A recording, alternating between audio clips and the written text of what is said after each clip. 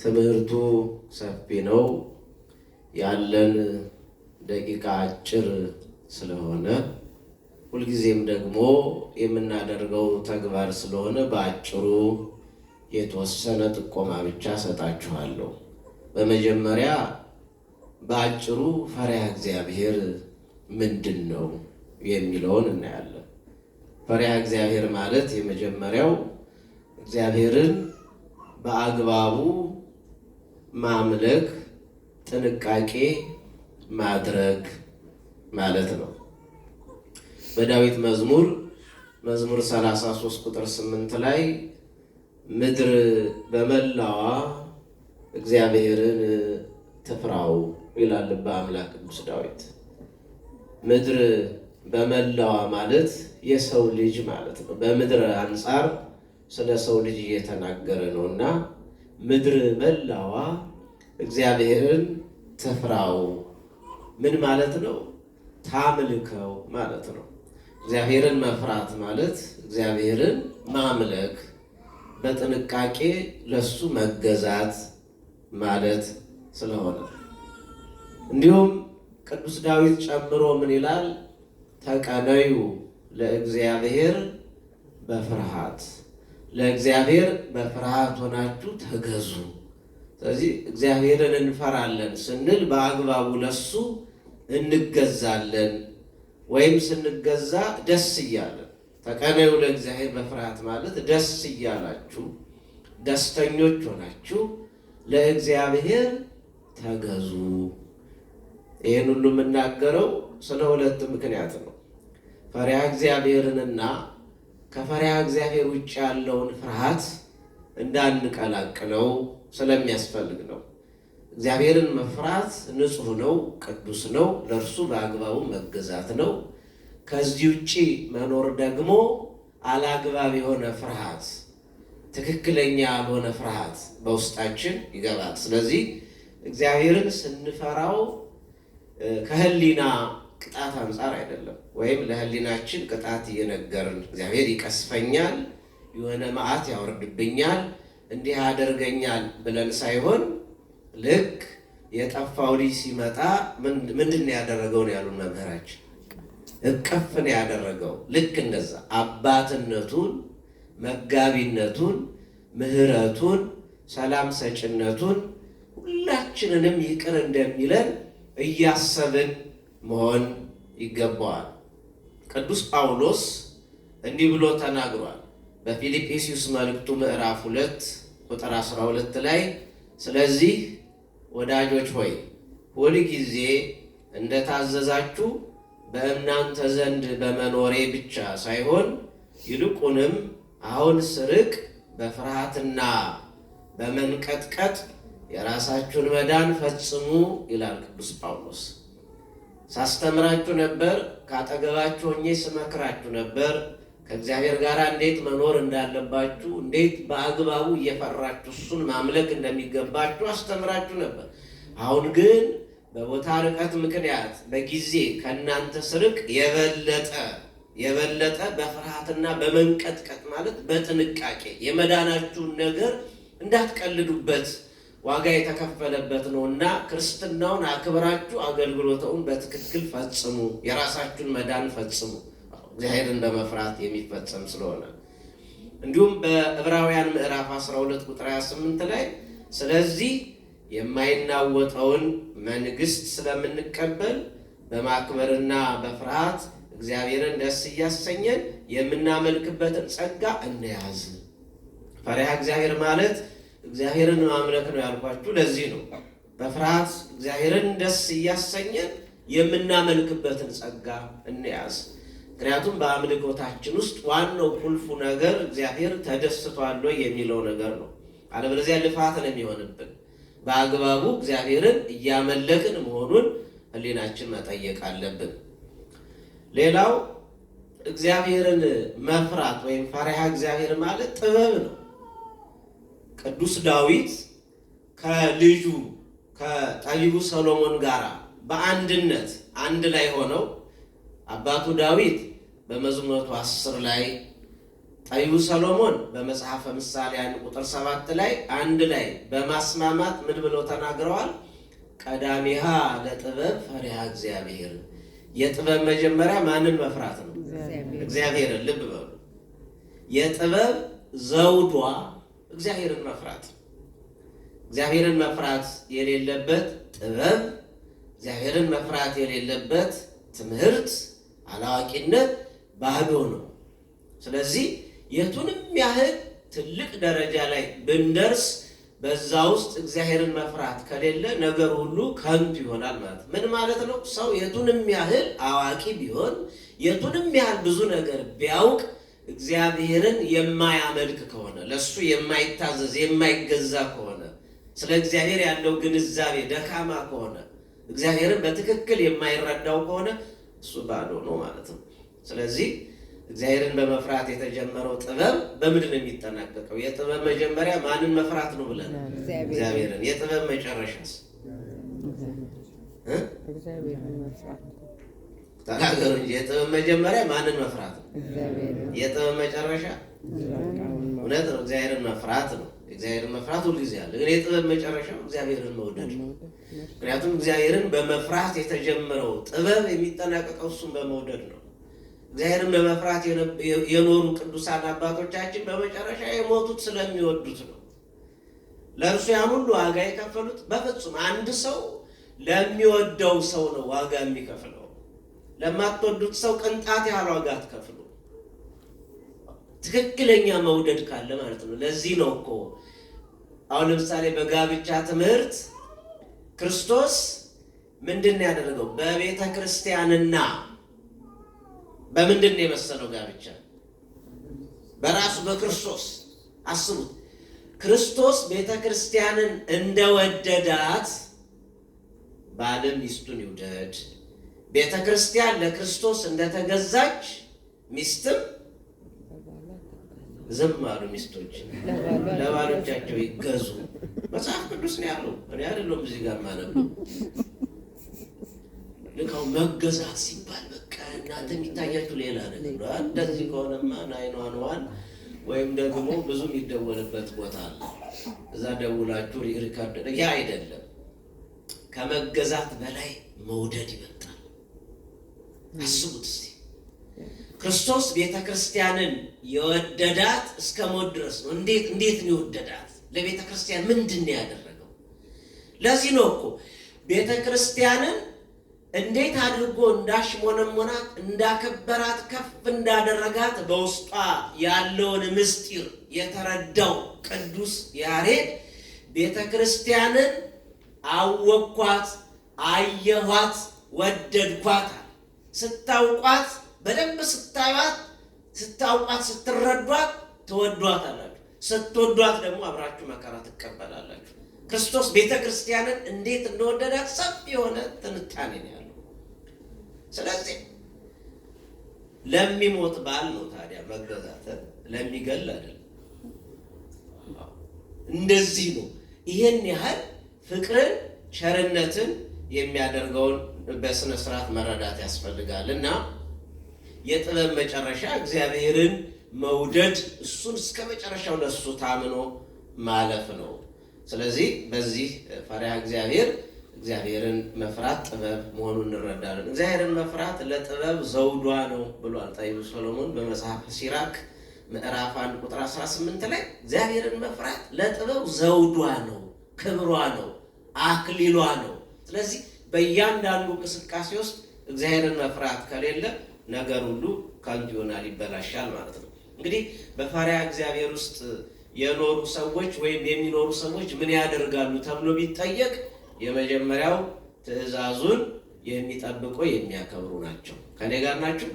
እግዚአብሔርን የሚፈሩ ሰዎች ምልክታቸው ምንድን ነው ቢባል ለእግዚአብሔር በአግባቡ የሚታዘዙ የሚገዙ ናቸው። የዮሐንስ ወንጌል ምዕራፍ 14 ላይ ስታነቡ ቁጥር 13 ላይ ብትወዱኝስ ትእዛዜን ጠብቁ ይላል። አያችሁ፣ እግዚአብሔርን የሚወድ ሰው ቀደም እንደነገርኳችሁ ነው። አንድ ሰው ለእግዚአብሔር ይገዛል ወይም እግዚአብሔርን ይፈራል ስንል እግዚአብሔርን ከመውደድ አንፃር ነው እንጂ ቀደም እንደነገርኳችሁ ለህሊና ቅጣት ከመንገር አንፃር አይደለም። ሕጉን የምንጠብቀው እግዚአብሔር አንዳች መዓት ያወርድብኛል ይቀስፈኛል ብለን ሳይሆን እየወደድ ነው። ጠባቂ ነው፣ አለኝታዬ ነው፣ መከታዬ ነው፣ አዳኜ ነው፣ ሁሉን ነገር የሚያደርግልኝ ነው ብለን ከዚህ አንፃር ነው። ስለዚህ ብትወዱኝስ፣ ለእኔ እውነተኛ ፍቅር ካላችሁ ትእዛዜን ጠብቁ። እግዚአብሔርን የሚፈሩ ሰዎች፣ ፈሪሃ እግዚአብሔር ያላቸው ሰዎች ትእዛዙን ይጠብቃሉ። ጨካኞች አይደሉም፣ ርኅሩሃን ናቸው፣ ፍርድ አያዛቡም። በትክክል በጎ ነገር ነው የሚያደርጉት። ሰላም አምጪዎች ናቸው። ሰላምን አያደፈርሷትም። ለሰላም ዋጋ ይከፍላሉ። በጎ ለመስራት ከጨለማ ሰራዊት ጋር አይተባበሩ። ሁልጊዜ የብርሃንን ስራ ይሰራሉ። በጎነት ከውስጣቸው ይመነጫል። ለእግዚአብሔር የሚታዘዝ ሰው ከበጎ ውጭ ክፋት የሚሰራበት ጊዜ የለው። ዋናው ግን ለእግዚአብሔር ይገዛል ወይ ነው። እሱ ፈሪሃ እግዚአብሔር አለው ወይ ነው። ስለዚህ ለእግዚአብሔር የሚታዘዙ ይሄንን አበው አስቀድመው በሙሉ ፈጽመውታል። እግዚአብሔር ደስ የተሰኘባቸው እግዚአብሔርን ደስ ያሰኙ ቅዱሳን በሙሉ በፈሪሃ እግዚአብሔር በትህትና ራሳቸውን ዝቅ አድርገው ኖረዋል። ለምሳሌ ብንጠቅስ አባታችን ኖህ ቅዱስ ጳውሎስም መስክሮለታል። በዕብራውያን መልእክቱ ምዕራፍ 11 ቁጥር 7 ላይ ምንድን ያለው ቅዱስ ጳውሎስ? ኖህ ገና ስለማይታየው ነገር ተረድቶ እግዚአብሔርን እየፈራ ለራሱና ለቤተሰቡ መርከብ ይሰራ ነበረ። ማንን እየፈራ? እስቲ ንገድ፣ ማንን እየፈራ? እግዚአብሔርን እየፈራ። ምን ማለት ነው እግዚአብሔርን እየፈራ ማለት? አሁን ይሄ ፍርሃት የሚባለው ነገር ግልጽ መሆን አለበት። ይሁን ነገር ሲመጣ ለመሸሽ እንደምታዩት ነው። አሁን ለምሳሌ ይሁን ነገር መጣ ሲባል ይሄ ቤተክርስቲያን ይሞላል። ለምን ይመስላችኋል? ጌታችን መድኃኒታችን ኢየሱስ ክርስቶስ ያችን የሚመጣባትን ዕለት ከአብ በቀር መላእክትም የሰው ልጆችም አያውቋትም ከአብ በቀር ብሎ አብን ከፍጡራን ከመላእክትና ከሰው ልጆች ሲለየው ነው እንጂ ወልድ አያውቃትም ለማለት አይደለም። ብቻ ለማንኛውም ያችን ቀን ለምን ሰወራት? ልክ በኖህ ዘመን እንደሚሆነው ነው ብሏል ጌታ። ያችን ቀን ለምን አልተናገራትም? ቢናገራት ኖሮ ጉባኤ ሳይጠራ ይሄ ቤተክርስቲያን ግቢ ሞላ ነበር። በእርግጠኝነት ነው የምነግራችሁ። ለምን? ሰው ፈሪ ነው። አሁን በሚቀጥለው ሳምንት ይመጣል ቢባል በቃ ስራ ሁሉ ያቆማል። ሲክ የሚደውል የለም። በፈቃዱ መጥቶ ቤተክርስቲያኑን ያታብባል። ስራ ፈት ይበዛል። ቁጭ በቃ የጌታን መምጣት እንዲህ አይደለም። ጌታን የምንጠባበቀው እንዲህ አይነት ፍርሃት አይደለም የተሰጠ። እንዲህ አይነቱ ፍርሃት አላግባብ ፍርሃት ነው። በኃጢአት ምክንያት የሚመጣ ፍርሃት። ሰው ከእግዚአብሔር ሲርቅ እግዚአብሔርን በትክክል ካልተረዳውና ካላወቀው ፈሪሃ እግዚአብሔር የሚባለው ነገር ከውስጡ ወጥቶ ለእግዚአብሔር የመታዘዝ እሱን የማምለክ ነገር ከውስጡ ወጥቶ ባይድ ነገር ትክክለኛ ያለው ነገር ይገባበታል። የሚያርቅ ማለት ነው። ከሱ የሚያርቀው አንዱ ኃጢአት ነው። ቅድም ስንማረው ያለው በከይሲ አድሮ ሰይጣን አዳምና ሔዋንን ካሳተ በኋላ ከሞቀው ኑሯቸው ከገነት ካስወጣቸው በኋላ ጸበልን ሲበሉ ምንድን ነው ያለው ጌታችን? አዳም ወዴት ነህ አለው። አትንካ ያልከኝን ነክቼ ዕፀ በለስ በልቼ ይኸው ራቁቴን ስለሆንኩኝ ፈራሁ። ምንን ስለሆንኩኝ? ራቁቴን። ጌታችን ምንድን ነው ያለው? ራቁትን መሆንህን ማን ነገረህ አለው። ማን ነገረህ ራቁትን መሆንህን? አያችሁ፣ ወዲያው እናውቀዋለን። ህሊናችን እኮ ይነግረናል። ከእግዚአብሔር ስንርቅ ወዲያውን መራቆታችንን። ራቆት የሚባለው መቼም እዚህ ሆምለሱን ስናይ ወይም ልብስ ያጣ ማለት አይደለም። ልብስ ያለበሰ አይደለም። የእግዚአብሔርን ጸጋ ማጣት ማለት ነው።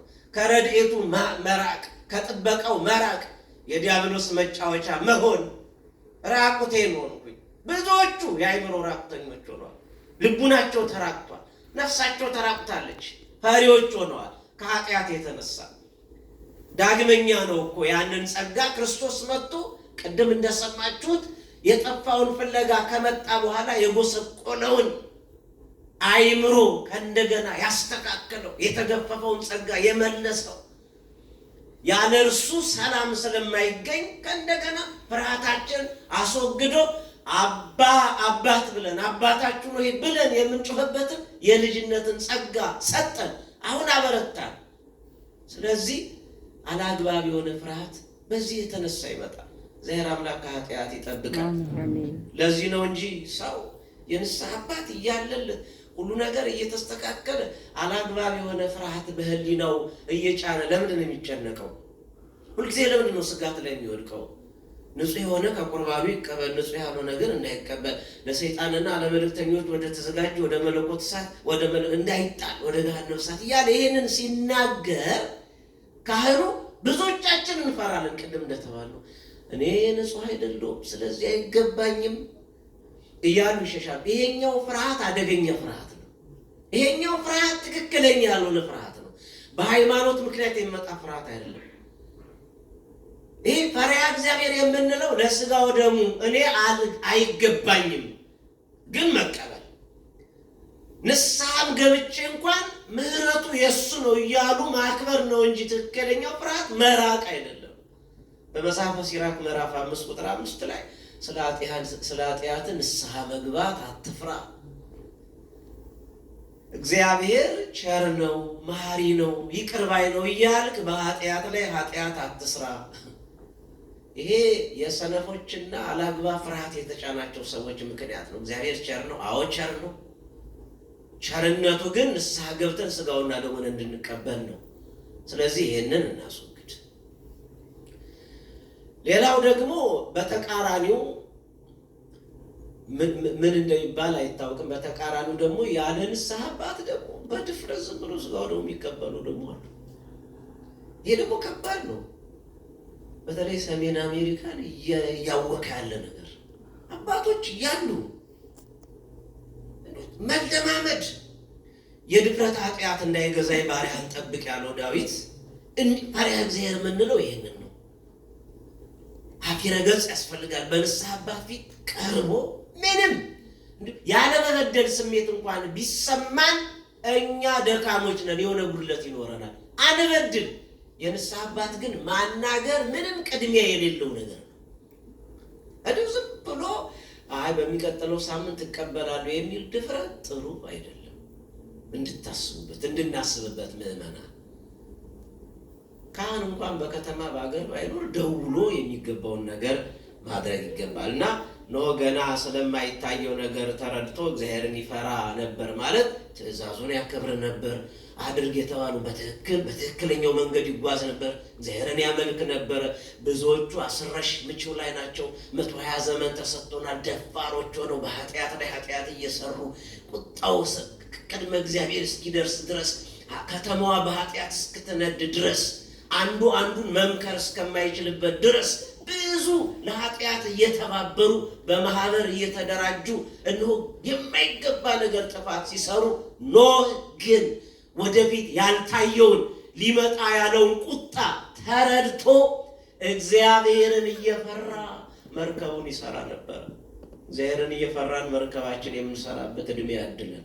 የሚያዋጣው እሱ ነው። ዓለምን አትዩት። ዓለም ወደ ጥፋት እየሄደ ነው።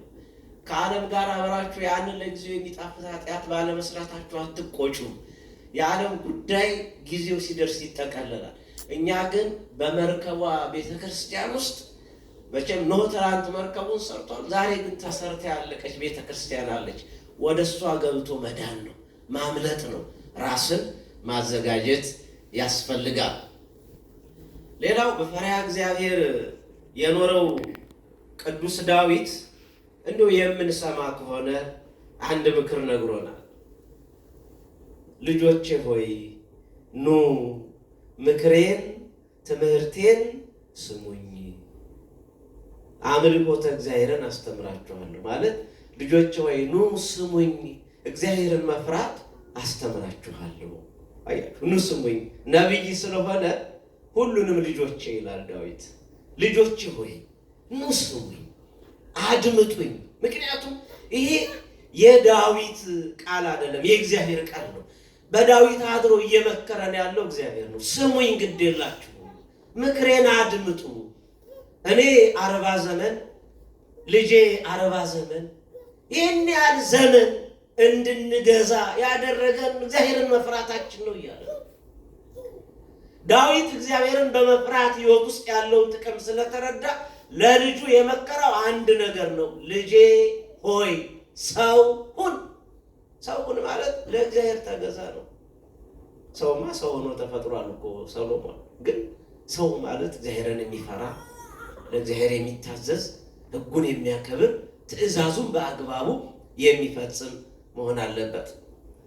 ቅዱስ ጳውሎስም ይህንኑ ቃል አንድ ላይ አድርጎ ልክ እንደ ቅዱስ ዳዊት በሁለተኛ ቆሮንቶስ ምዕራፍ 5 ቁጥር 11 ላይ እንግዲህ የጌታን ፍርሃት አውቀን ሰዎችን እናስረዳለን አላያችሁ? የጌታን ፍርሃት፣ እርሱን መፍራት፣ ለእሱ መገዛት፣ ከእርሱ ጋር መኖር፣ እርሱን ማምለክ ያለውን ጥቅም ከእግዚአብሔር ጋር መኖር ያለውን ነገር የተረዳው ቅዱስ ጳውሎስ ስለተረዳ ነው እኮ በዚህ ዓለም ከመኖር ይልቅ ልሄድ ከክርስቶስ ጋር ልኖር እናፍቃለሁ ያለው። ይህንን ዓለም አውልቆ ጥሎት ነው።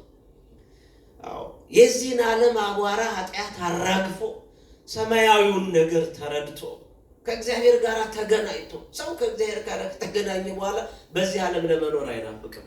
አረጋዊ ስምዖን እኮ ያንን ያደረገው ዓይኖቼ ማዳንህን አይተዋል ከእንግዲህ ባሪያህን አሰናብተው ነው ያለው። ክርስቶስን ካቀፈ በኋላ ሌላ ዘመን እንዲጨመርለት አልጠየቀም። ምክንያቱም ሰው በዛኛው ዓለም በቃ ሁለተኛ ዳግመኛ ከተወለደ ይሄኛውን ዓለም አያስብም። ለዚህ ነው ከስጋ የተወለደ ስጋ ነው አለ ለኒቆዲሞስ ያለው ጌታችን። ከመንፈስ የተወለደ ግን መንፈስ ነው አለ። ከስጋ የሚወለድ ይታያል። ሰው በዚህ ዓለም ለመኖር የግድ በስጋ መወለድ አለበት አይደል? የዚህን ዓለም ሁኔታ ለማየት በስጋ ሳይወለድ ማየት አይችልም። ሰማያዊውንም ዓለም ለማየት ዳግመኛ መወለድ ያስፈልጋል።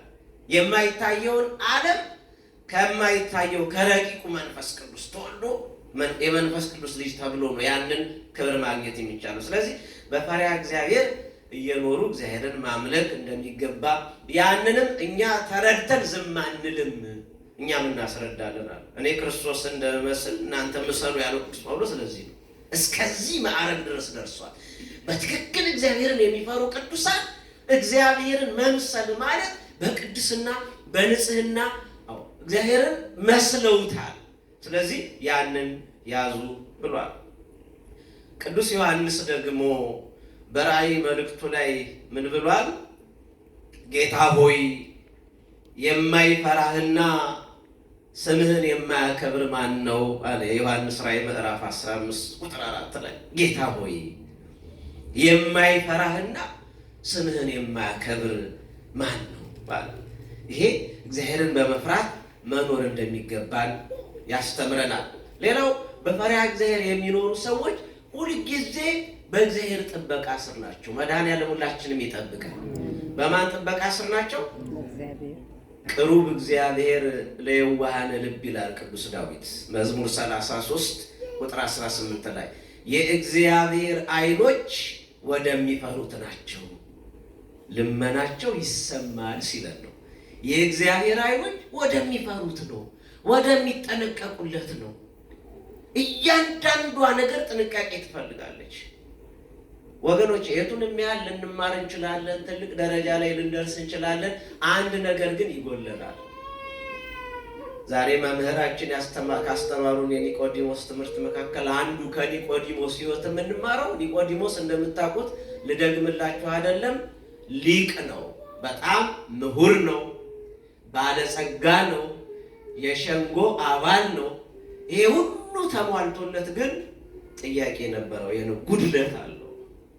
የቱንም ያህል ሊቅ ብንሆን ምሁር ብንሆን ምንም ብንሆን የሆነ ጉድለት ግን አለ። ለዚህ ነው ጥሩ ደረጃ ላይ ደርሰናል፣ ብዙ አገልግሎታችን ጥሩ ነው፣ ግን የሆነ ጉድለት አለ። በተለይ አሁን ባለንበት ዘመን ያለው ጉድለት ምንድን ነው ብትሉኝ የትምህርት ችግር አይደለም፣ የምንም ችግር አለ፣ የፈሪሃ እግዚአብሔር ችግር ግን አለ።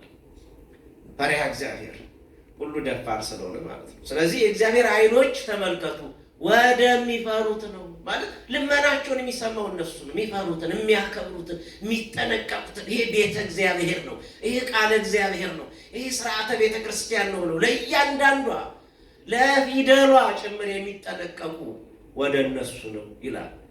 ልክ እነሱ እንደዛ እንደሚጠነቀቁት መድኃኔዓለም ይጠነቀቅላቸዋል ማለት ነው። እግዚአብሔርን መፍራት ወገኖች ሌላው ዘመንን ያረዝማል።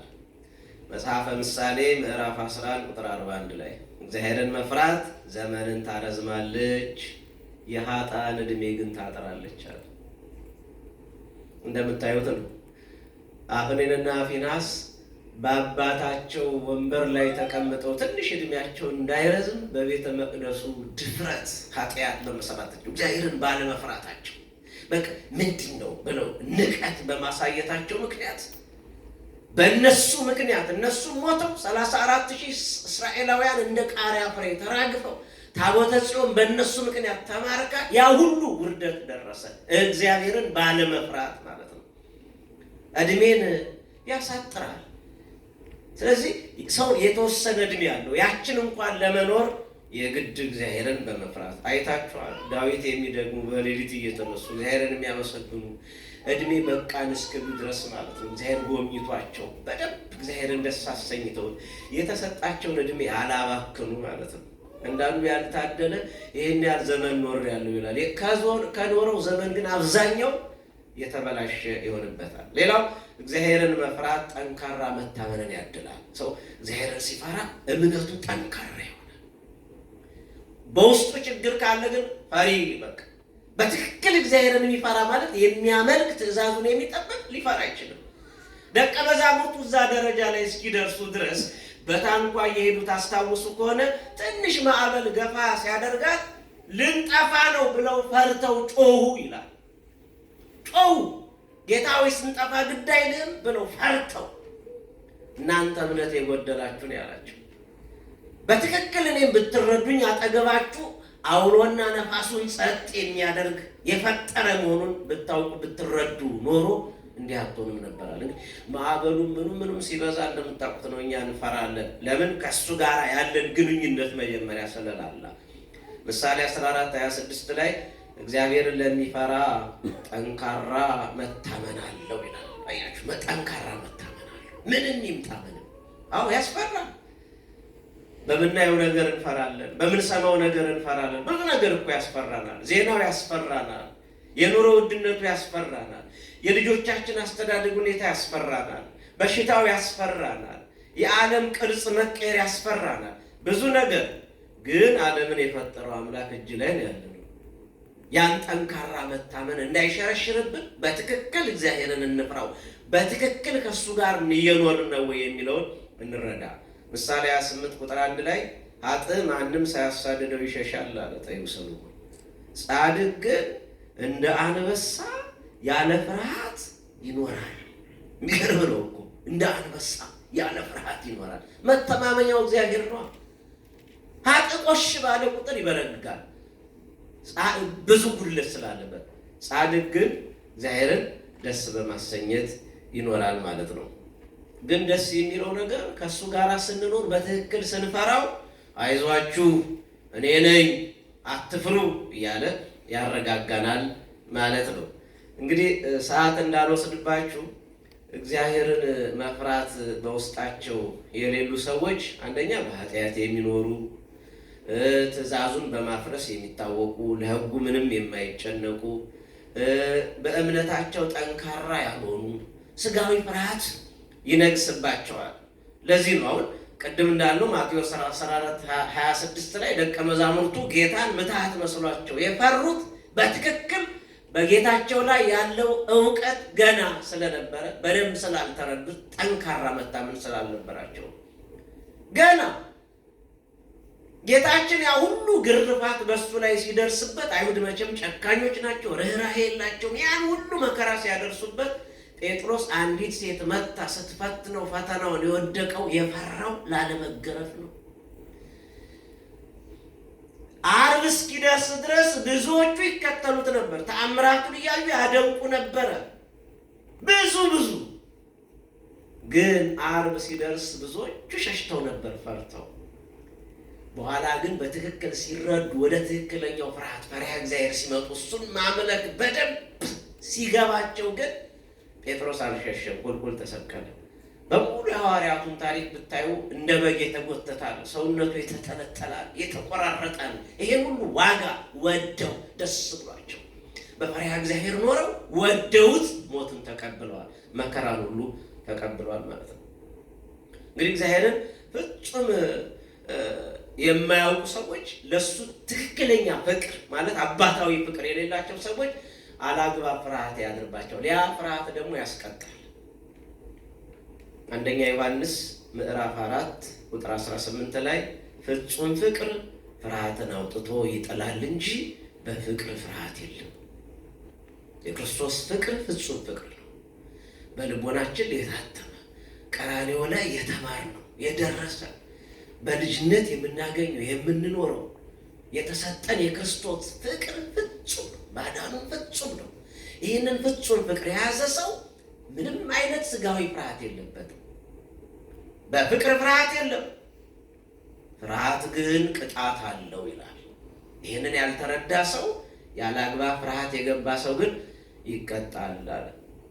የተወሰነች ልናገርና ትምህርት የልቋጭ በዘመናችን ስላሉ ደፋሮች ሉቃስ ምዕራፍ 18 ቁጥር 2 ላይ በአንዲት ከተማ እግዚአብሔርን የማይፈራ ሰውንም የማያፍር ዳኛ ነበረ ይላል። ሁልጊዜ በጸሎት መትጋት ስለሚገባ ሲያስተምር ጌታችን ይህንን አነሳን። ለምሳሌ እስቲ ሁላችሁም ከኔ ጋር በሉት፣ በአንዲት ከተማ እግዚአብሔርን የማይፈራ ሰውንም የማያፍር። ማንን የማይፈራ? እግዚአብሔርን። ልብ በሉ። አሁን እንግዲህ እግዚአብሔርን የማይፈሩ ሰዎችን የማያፍሩ አሉ። አሁን ትናንት በአንድ ከተማ ነው፣ ዛሬ በየከተማው ሞልተዋል። በከተማው ሁሉ ምንም ፈሪሃ እግዚአብሔር የሚባል ነገር ያልተከለባቸው ስለ ዝናቸው ብቻ ስለ ራሳቸው ብቻ ነች። አንዲት ባልንጀራዬ ባልደረባዬ እንዲህ እያደረገ ነው ብላም ሁልዬ መጣች የምትጨቀጭቀው የምትነዘንዘው ሴት ነበረች። ብዙ ጊዜ አደከማት፣ ቶሎ ሊፈርድላት አልቻለም ይላል። በመጨረሻ ምን አለ? ምንም እግዚአብሔርን ባልፈራ አለመፍራቱንም እንደ ኩራት እየተናገረ ምንም እግዚአብሔርን ባልፈራ ሰውንም ባላፍር ስለ ንዝነዛዋ ግን ልፍረድላታል። አሁን እኮ የጠፋው ይሄ ስለ ንዝነዛቸው ስለ እንባቸው እንኳን የሚፈርድላቸው ያጡ ብዙዎች ናቸው። አሁን እግዚአብሔርን የማይፈሩ አገልጋዮች፣ ሰውን የማያፍሩ አገልጋዮች በግልጽ የሚታዩበት ስለሆነ አንደብቀው። እንደምታዩት ደፋሮች በተለይ በዚህ በፕሮቴስታንቱ ዓለም ብታዩ ህዝቡን ሲቀልዱበት ምን ችግር አለ ጌታ ልኮይ ነው ብሎ በድፍረት የሚናገሩ ደፋሮች፣ ፈሪሃ እግዚአብሔር የማይነበብባቸው እግዚአብሔርን የማይፈሩ ባለስልጣኖች፣ ሰውን የማያፍሩ የበዙበት፣ እግዚአብሔርን የማይፈሩ ባለጸጎች፣ ሰውን የማያፍሩ ባለጸጎች የበዙበት። ከነኚህ ፍርድ ሊገኝ አይችልም። ያ ትንሽ ይሻላል። ንዝነዛዋ፣ ጭቅጨቃዋ ትንሽም ቢሆን ስሜቱን ነክቶ ለመፍረድ ሙከራ አድርጓል። ዛሬ ግን ያ የለም። በተለይ ሌሎች ውስጥ ናቸው ፖለቲከኞቹንና ሌሎቹን እንተዋቸውና እንዲሁ ወደ አገልጋዩ ስንሄድ እንዲሁ አንድ ታሪክ ብቻ ልንገራችሁና ትምህርት የለባችሁ። ሰው በትክክል ሲማር እግዚአብሔርን ሲፈራ ምንድን ነው የሚያደርገው እና ይህንንምስ እንዴት ነው እኔና እናንተ የምናደርገው የሚለውን ልነግራችሁ ነው። ቅዱስ ጎርጎርዮስ ገባሬ መንክራት የሚባል አባት በኒዮ ቂሳሪያ በ213 ዓመተ ምህረት ከአሕዛብ ቤተሰቦቹ የተወለደ አባት ነው። ይህ አባት በደንብ አድርጎ የሕግ ትምህርቱን ያጠና እንዲሁም ደግሞ በአሁኑ ቤሩት በምትባለው ተብላ በምትጠራው አካባቢ የክርስትና ትምህርቱን በአርጌንስ ትምህርት ቤት በሚገባ የተማረ የአርጌንስ ደቀ መዝሙር ነው። ይህ አባት ገባሬ መንክራት የተባለበትም ብዙ ነው። የተማረው ትምህርት ሊቅነቱ፣ ትህትናው፣ የሰራቸው ከቅድስናው እግዚአብሔርን ከመፍራት አንጻር የሰራው ነገር በሙሉ ይህን ቅጽል ስም ሰጥቶታል። ሁለት ሰዎች ወንድማማቾች ለአንድ ባለጸጋ ሁለት ልጆች ነበሩት ይላል። ቀደም መምህር ነው አይምን ብሎ ነው ያስተማሩ። አንድ ባለጸጋ ስንት ልጆች ነበሩ? 2 ልጆች። ከዛ ጋር ተመሳሳይ ቢሆኑም እንዲሁ ልጆቹ 2 መሆናቸው ነው። እና ያለውን ርስት በሙሉ አወረሳቸውና ኑሩ አላቸው። ያልደከሙበትን በአባታቸው ርስት መስማማት አቅቷቸው ተጣሉ። እንዲህ አይደለ ዘመናችን ያለው? ፈሪሃ እግዚአብሔር ስለጠፋ ሰው ባልደከመበት በወላጆቹ ርስት እንኳን ተስማምቶ መኖር የማይችልበት ዘመን መጡ። ወደ ቅዱስ ጎርጎርዮስ ዳኘን አሉት። እንደው ከርስቱ መካከል የሆነች ሐይቅ ነገር አለችና ያችን ሐይቅ ምን እናርጋት እየተጣለን በሉ። አንድ ቀን አንተ አሳ አጥምድ፣ በሌላኛው ቀን ደግሞ አንተ። ይሄ ነው ሌላ ምን ያስፈልጋል አላቸው። አያችሁ፣ ፈሪሃ እግዚአብሔር ያለው ንጽህና ያለው ቅድስና ያለው በፍቅር ነው። ሲሆን መተው ባይሆን ደግሞ ተስማምቶ። አሁንም ተመልሰው መጣው ተጣሉ። ምክንያቱም ባህር አንዳንድ ቀን አሳ ታስገኛለች፣ አንዳንድ ቀን አታስገኝም። ምን ይሻለናል አሉ። በሉ እናንተ እንዲህ ነው መገላገል ያለብኝ ብሎ ያንን ሐይቅ የብስ አደረገውና መስክ አደረገውና ለ2 ከፍሎ በሉ አርሳችሁ ተጠቀሙ አላቸው። ከዚህ የተነሳ አንዱ ገባሬ መንክራት ከተባለበት አንዱ ይሄ ነው። ይህ አባት ኒዮቂሳርያ ከተማ ለመጀመሪያ ሲገባ አገልግሎቱ ሲጀምር የክርስቲያኖች ቁጥር 17 ነበር። ስንት ነበር? 37 አላልኩም። ስንት ነው? 17። ሲሞት የአሕዛብ ቁጥር 17 ነበር ይላል ታሪክ። እንግዲህ እንዲገባችሁ ነው። እኛ አሁን አሕዛብን ማምጣት አልቻልንም። እሺ እሱ ያቅተን ያለው እንኳን ጉባኤ መምጣት አይችልም። የሁድ አስቀዳሽ ብቻ ሆኖ መዝለቅ ነው የሚፈልገው። ይህ ሁሉ ዝግጅት ተደርጎ እስቲ እኛም እንሰራለን እንደ ቅዱስ ጎርጎርዮስ ባይሆንም የምንችለውን ለማገልገል የወንጌል ገበታ ይዘረጋል። እንዴት አሕዛብን ተው ያለውን ሕዝባችን እንኳን መጠበቅ አልቻለም። ስለዚህ አደራችሁ ሲሆን የበለጠ መስራት ይገባናል።